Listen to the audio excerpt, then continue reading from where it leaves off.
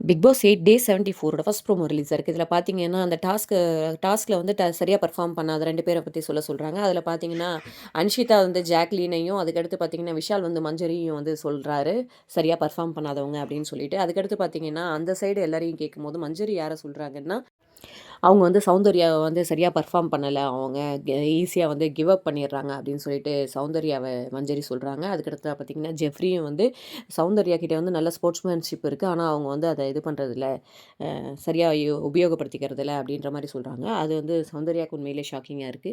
ஆனா, உண்மை என்னன்னா, அவங்க சரியா பெர்ஃபார்ம் பண்ணல தான். ஈஸியா கிவ் அப் பண்ணிடுறாங்க தான். அதுக்கடுத்து பார்த்தீங்கன்னா, முத்துக்குமரன் வந்து அன்ஷிதாவ வந்து அவரு நாமினேட் பண்றாரு. அன்ஷிதா காரணம் என்னன்னா, அவங்க வந்து அந்த ஸ்போர்ட்ஸ்மேன்ஷிப் அந்த ஒரு விளையாட்டு உணர்வு அப்படின்ற ஒரு இதுவும் இல்ல. அவங்க ரொம்ப சீரியஸா வேற இதுக்கு போயிடுறாங்க அப்படின்றாங்க. ஜாக்லீனும் வந்து அவங்களுடைய ஸ்போர்ட்ஸ் அவங்களுடைய கேம் எனக்கு பிடிக்கல அப்படின்னு சொல்லிட்டு அன்ஷிதாவ தான் வந்து நாமினேட் பண்றாரு. ஸோ இந்த வாரம் வொர்ஸ்ட் பெர்ஃபார்மர் அப்படின்னு சொல்லிட்டு சௌந்தர்யா அண்ட் அன்ஷிதாவ செலக்ட் பண்ணியிருக்காங்க. பார்ப்போம் என்ன நடக்குதுன்ட்டு.